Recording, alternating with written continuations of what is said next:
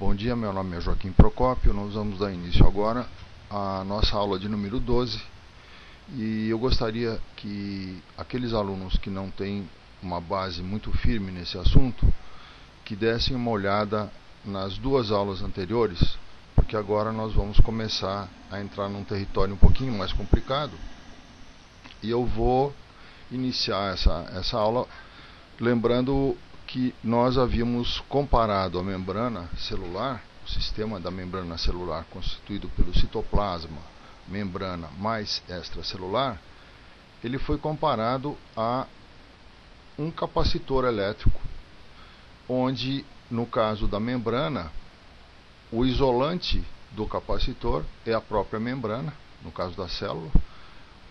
Os dois meios, as duas placas metálicas condutoras são respectivamente o citoplasma e o meio extracelular. E nós vimos que esse sistema representa um dispositivo muito eficiente para armazenar cargas elétricas. Mas aí alguém poderia perguntar, mas qual a necessidade que a célula tem de armazenar cargas elétricas? Muito bem.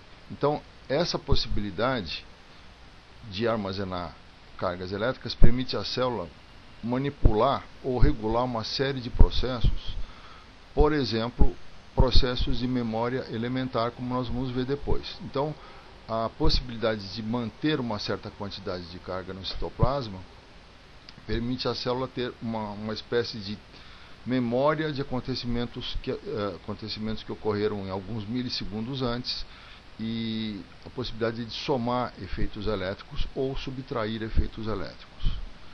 Então, essa comparação da célula com um capacitor elétrico nos permite analisar agora o comportamento da célula, como nós já havíamos visto, o comportamento da célula à injeção de uma corrente elétrica. Então, só usando rapidamente o modelo biológico, nós vamos lembrar que uma micropipeta é aplicada na membrana, ela funciona na membrana celular e injeta corrente elétrica no citoplasma. Então, nós já havíamos mencionado brevemente que essa corrente elétrica, na realidade, ela tem duas componentes.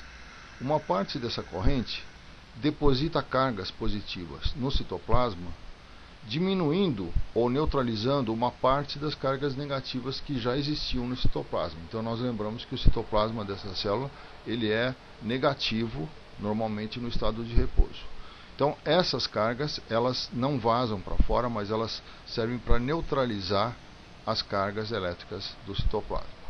Mas uma outra parte da corrente injetada pela pipeta sai pelos canais. E agora nós vamos então dar nome a essas correntes, e o nome que esta corrente recebe é corrente capacitiva, porque ela, na realidade, ela carrega ou descarrega a capacitância elétrica da membrana. Portanto, ela não é uma corrente que atravessa efetivamente de um lado para outro da membrana. Ela simplesmente acumula cargas de um lado ou de outro, ou diminui o acúmulo de cargas de um lado ou de outro. A corrente resistiva, por outro lado, que é a IR, é uma corrente que atravessa os canais iônicos.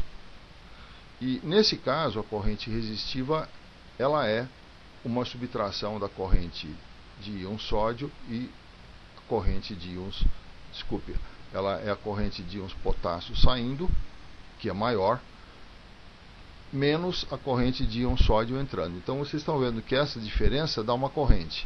Na célula em repouso, as duas correntes são iguais, portanto não existe uma corrente resultante. A corrente capacitiva, por sua vez, ela depende da capacitância elétrica da membrana e ela depende da variação do ritmo de variação temporal do potencial de membrana. Então, vejam bem, se nós multiplicarmos C por V, C, esqueçam agora o M, C vezes V é carga elétrica. C, que multiplica uma variação de carga elétrica, é uma variação C que multiplica uma variação de potencial é uma variação de carga elétrica. Vamos aumentar um pouquinho para facilitar aqui a visibilidade dessa equação. Então vamos lá. Nós lembramos que o produto C vezes V é Q, carga elétrica.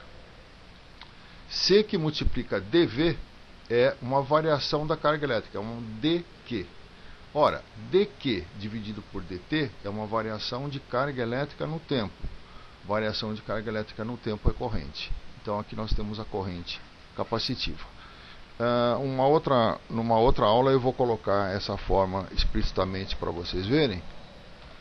Mas agora eu quero focalizar a nossa atenção nesse outro desenho, onde nós vamos incluir no desenho do circuito equivalente, nós vamos incluir esta propriedade da membrana, que é a capacitância elétrica da membrana. Então nós temos aqui, numa célula em repouso, então aqui vocês estão vendo a membrana celular bem grande.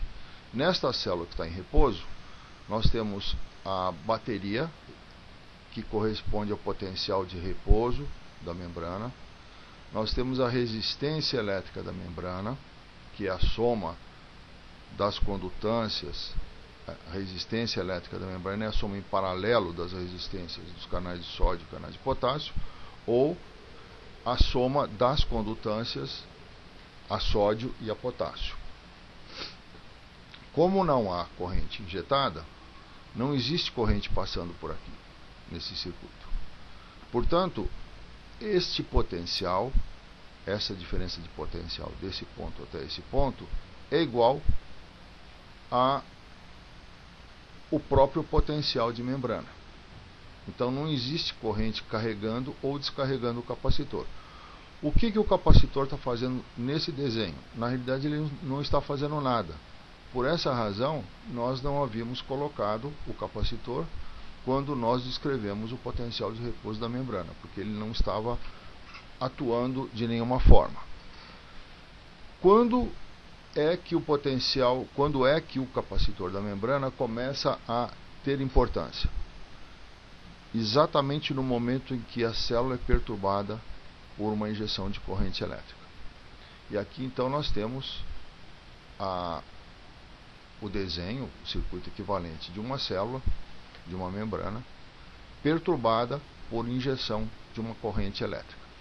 Então vocês vejam que aqui nós temos novamente o circuito da bateria, da resistência, que já existia na célula em repouso, novamente a capacitância da membrana, mas agora existe uma diferença, porque em virtude da passagem dessa corrente, vocês vejam que agora uma parte dessa corrente, ela passa por aqui.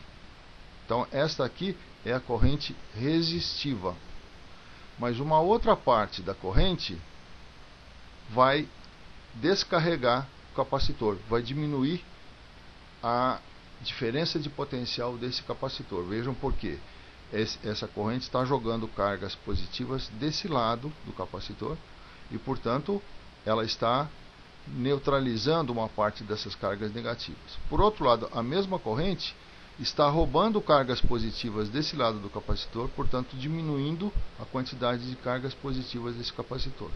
O efeito total disso aqui é uma diminuição da diferença de potencial através da capacitância. E, como essa capacitância está ligada dessa forma, o efeito dessa passagem de corrente, então, é uma diminuição da diferença de potencial através da membrana.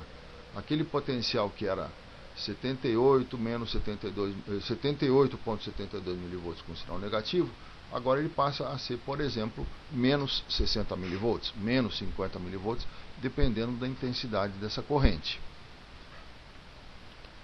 Então, este é o circuito equivalente circuito elétrico equivalente. Agora, qual é o correspondente hidráulico desse sisteminha elétrico? Então, agora nós vamos olhar aqui o chamado circuito hidráulico equivalente, no qual nós temos então uma torneira que se abre, injetando água.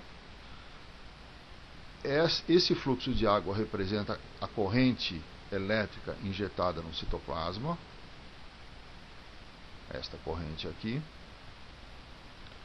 E agora, aqui fica relativamente fácil entender que, em razão da abertura dessa torneira, o nível de água desse reservatório ele vai sofrer uma ascensão, ele vai sofrer uma subida.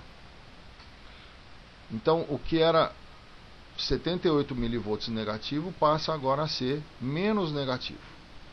Enquanto esta torneira estiver aberta, durante um período, que nós vamos depois descrever para vocês, um período transitório, está ocorrendo uma elevação do nível de água desse reservatório. Então, o ritmo de variação do nível, portanto, o nível é um nível que está variando no tempo, que multiplica uma área. Então nós temos aqui uma variação de altura que multiplica uma área da base desse reservatório. Isso é uma variação de volume, porque altura vezes base é volume, variação de altura vezes base é variação de volume.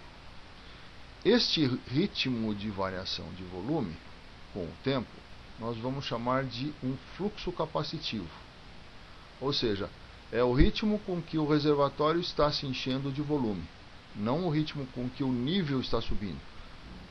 O ritmo com que o nível está subindo é a variação de Vm com o tempo. Agora eu estou me referindo à variação de carga elétrica que corresponde ao volume do reservatório. Então vamos lembrar que o volume de água nesse reservatório é a quantidade de carga que existe aqui. A variação da quantidade de carga com o tempo corresponde à variação do volume com o tempo, o ritmo de variação do volume.